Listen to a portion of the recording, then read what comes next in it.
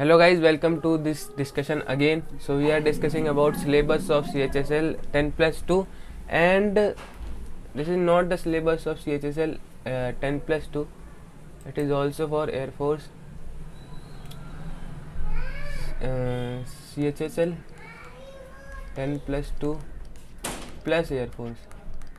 ठीक है, तो ये दोनों के लिए हम बोल सकते हैं there is no major difference between these two exams. ठीक है, फॉर बेसिकली क्वांटिटेटिव एप्टीट्यूड. मैं और किसी चीज़ की बात नहीं कर रहा, मैं सिर्फ क्वांटिटेटिव एप्टीट्यूड की बात कर रहा हूँ. ठीक है, तो आपको क्या क्या करना है, और I hope you are doing all great in this pandemic. So use कोविड-19 गाइडलाइंस टू प्रिवेंट कोविड-19. सो हमें पता है कि एक न्यू स्ट्रेन आया, एक तरह से हम बोल सकते हैं एक न्यू जनरेशन आई है कोविड-19 की. तो please safe during this situation. So discuss कर लेते हैं अपना सिलेबस. तो number system. So number system अपने आप में बहुत बड़ा चैप्टर है, देखा जाए तो बहुत ही बड़ा चैप्टर है. लेकिन जो आपका सिलेबस कह रहा है उसके हिसाब से क्या है, सिर्फ computation of whole number, decimal and fractions, relationship between numbers. आपको सिर्फ इतना ही जानना है और आपको कुछ और जानना नहीं है इसके बारे में, क्योंकि नंबर सिस्टम में और भी बहुत सारी चीज़ें आती हैं, जैसे फैक्टर्स निकालना. ठीक है, डिविजिबिलिटी रूल आता है, तो बहुत सारी चीज़ें और आती हैं, बट हमें उससे डील नहीं करना है अभी as of now. But if you want मैं उसके ऊपर भी वीडियो बना सकता हूँ. ठीक है, फंडामेंटल अरिथमेटिक ऑपरेशंस. तो इसमें आपके पास आएगी percentage, ratio and proportions, square roots, averages, interest, profit and loss, discount, partnership, business, mixture and alligation, time and distance, time and work. So पहले अगर हम स्टार्ट करें नंबर सिस्टम तो कोई बुराई नहीं है, और पहले अगर ये चालू कर दें तो इसमें भी कोई बुराई नहीं है. ठीक है, क्योंकि दोनों ही क्या है, अलग अलग चीज़ें हैं. तो हम कुछ भी स्टार्ट कर सकते हैं पहले, तो हो सकता है most probably profit and loss हो. ठीक है, क्योंकि ये थोड़ा आसान भी है और आपको जल्दी समझ में भी आ जाएगा. ठीक है, उसके बाद आते हैं हम अलजेब्रा पे. अलजेब्रा में क्या है हमारे पास, अलजेब्रा में आपको बेसिक चीज़ सीखनी है. ठीक है, जैसे लीनियर इक्वेशन हो गई. ठीक है, ये ग्राफ सीखने, लीनियर इक्वेशन कैसे बनाते हैं.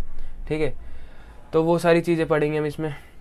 इक्वेशन को सॉल्व करना सीखेंगे. जो दो तीन तरह से होती है हमारी इक्वेशन सॉल्व, एलिमिनेशन से, ठीक है, सब्सटीट्यूशन से, और बाय इक्वेटिंग द इक्वेशंस. 3 तरह से होती हैं, वो तीनों चीज़ें हम सीखेंगे डिटेल में यहाँ पे. अब आते हैं ज्योमेट्री पे. ज्योमेट्री में बेसिकली आपको पता होना चाहिए कि कितने तरह के सेंटर्स होते हैं, ortho centre, centroid, normal centre जो होता है, सर्कम सेंटर, इन सेंटर. तो ये सारी चीज़ें आपको पता चलेंगी किसमें, ज्योमेट्री में.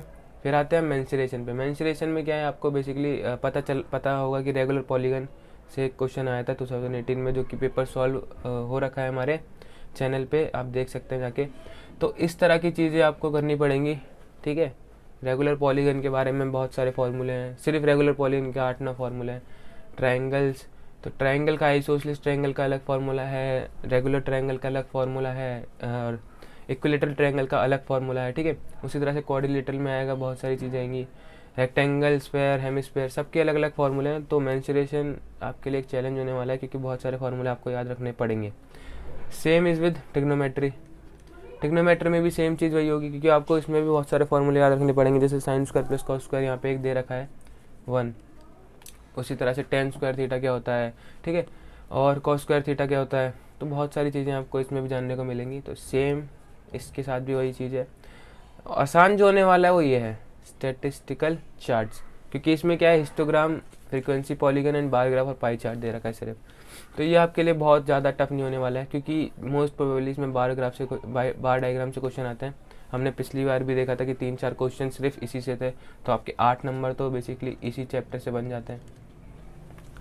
तो इसमें कोई हैरान होने वाली बात ही नहीं है कि चार्ट आसान क्यों होता है, क्योंकि डाटा आपको दे रखा है. आपको बोलेगा क्या, ज़्यादा एवरेज निकालने को बोलेगा, या बोलेगा कि इसके ज़्यादा नंबर आए, किसके कम नंबर आए, या फिर बोलेगा आपको कि इसके कितने % ज़्यादा थे उससे, या ऐसे इस टाइप के क्वेश्चन आ सकते हैं.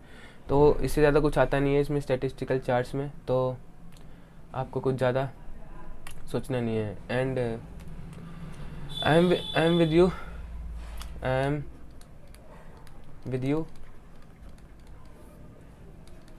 till your syllabus is complete. जब तक आपका सिलेबस कंप्लीट नहीं होगा मैं आपके साथ हूँ.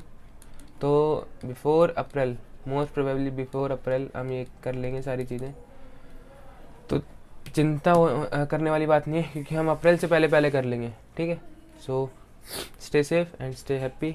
So this is the syllabus of your quantitative aptitude. अगर आपको रीजनिंग का पूछना है, वर्बल नॉन वर्बल कैसे तैयारी करनी है, हमें क्या करना है, तो आप पूछ सकते हैं मुझसे कमेंट सेक्शन में।